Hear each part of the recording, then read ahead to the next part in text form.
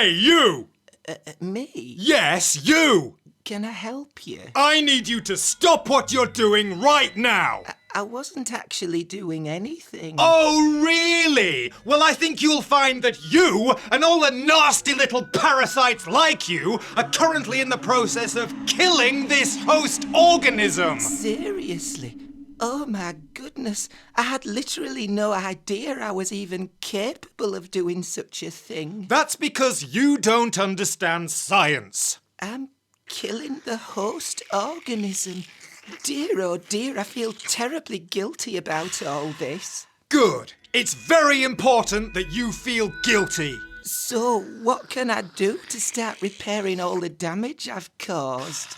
Well, firstly, you need to stop consuming hemal fuels. I beg your pardon? Oh, sorry. I forgot that ignorant little insects like you don't understand science. What's a hermal fuel? Oh, hemal. It's hemal. It means of or relating to blood. I'm not sure I understand. Now listen carefully. This is very important. The consumption of blood by vermin like you is the reason this host organism is now hurtling towards a nightmarish dystopian catastrophe.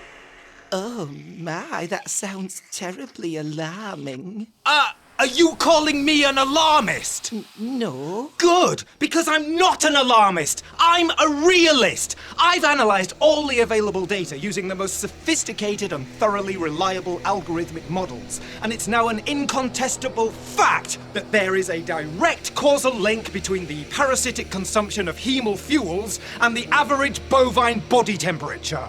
Really? Goodness, that's unbelievable. What? I mean to say, I can't believe it. Are you denying science? No, I'm just trying to take it all in, that's all. Well, take this in. There is a 97% consensus that says I'm right. 97%? Crumbs, that is a lot. Exactly. And that's how we know it's all true. Oh, I see. I'm learning so much about science today. It's terribly kind of you to devote so much of your time to persuading silly old ticks like me that I ought to be terrified of the immediate future. Well, hey, it's what I do, okay? Now take a look at this graph. Ooh. Here it shows a projected temperature increase of almost 0.7 degrees Fahrenheit by the end of August. Oh, right. But if it's getting hotter, then why does it feel so unusually cold today? Oh, it's nothing to do with the local temperature. I'm talking about the average temperature. God, you are hard work! But I don't understand how averages can be useful in a situation like this. I mean, if I were to put my head on a block of ice and hold my legs over an open fire at the same time, my average body temperature might remain at a healthy level, but I dare say I might find myself in some considerable discomfort. That kind of fanciful, hypothetical nonsense is completely irrelevant! Oh, I'm sorry. The important thing is that the average temperature will rise, and when that happens, the effects will be literally catastrophic. I must say, it sends shivers down my exoskeleton when you say the word catastrophic in that scary voice. Yes, it does, doesn't it? Catastrophic. Ooh.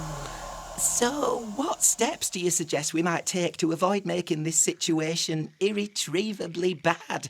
Or are we already too late? Have we already overstepped the mark, as it were? In which case, would it be foolish of us at this stage to start depriving ourselves of our natural source of nutrition and energy for what will essentially amount to the last few remaining moments of our species' existence? And if it's not too late to turn things around, what optimal temperature should we be aiming for exactly? That's the wrong question! Oh, I'm sorry, I was only asking. Well, don't! I don't want you to ask any questions! All I want you to do is feel guilty about your scandalously large hemal footprint! Hemal footprints?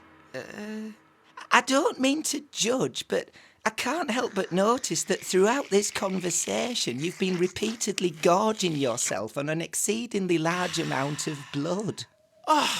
Do you think I enjoy drinking all this blood? Well, Do you? I just thought that maybe you could perhaps lead by example, practice what you preach, as it were, and encourage others to follow you in adopting a more abstinent lifestyle. Look, I'm one of the good guys, okay? I'm an influencer. I devote my own time to educating ill-informed little parasites like you about the impending environmental apocalypse. I fly, I travel, I spread knowledge, and I work damn hard at maintaining my considerably large public profile. Do you honestly think I could do any of that without the correct nutritional intake? No. Good! Good! Now shut the hell up, stop asking questions, stop denying science, and start making some damn changes! Right, well, you see, I realise I'm far from perfect, but in my own small way, I like to think I do my bit already. I live a very modest life. I don't fly, I don't squander my resources or indulge in any extravagances, and I only ever consume as much blood as is absolutely necessary. What part of drink less blood don't you understand? Oh, I've got an idea. Why don't you use all your knowledge and passion and influence to collaborate with big investors, physicists and chemical engineers and develop alternative sources of energy that would be sustainable, widely available and economically viable? That way the whole problem would be taken care of by simple market forces and we could all enjoy a clean, healthy and prosperous future with no need for any of this guilt or fear. Shut up! Just shut up! I'm sorry, it's just that the only reason I drink blood personally is that I can't think of any other way to sustain myself. I mean, it's a horribly messy process that involves me having to spit anticoagulants and who knows what else into this poor creature's body. Then I have to go home and feed my children with my own blood-laden feces. It makes my stomach churn just thinking about it, to be honest.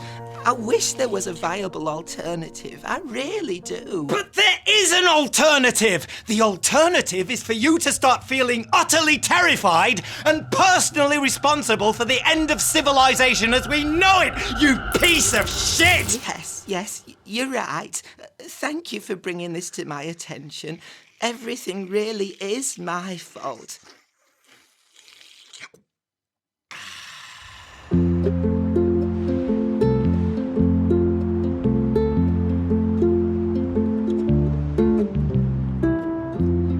Teardrops fall from her eyes as she looks down at all she's compromised. Though she's lost, we've so sadly won. The earth keeps spinning round the sun.